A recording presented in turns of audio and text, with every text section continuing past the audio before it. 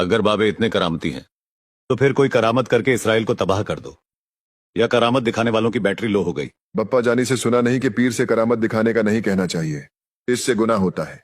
करामत होती तो सऊदीया में वहाबियों की हुकूमत क्यों होती, कब्र परस्तों की हुकूमत होती। हाँ, ये तो ऐसे ही बोल रहा भाई। क्यों छोटे? गुस्ताखी कुछ ज्यादा करता है। शिर्क से तो बाबों की गुस्ताखी अच्छी।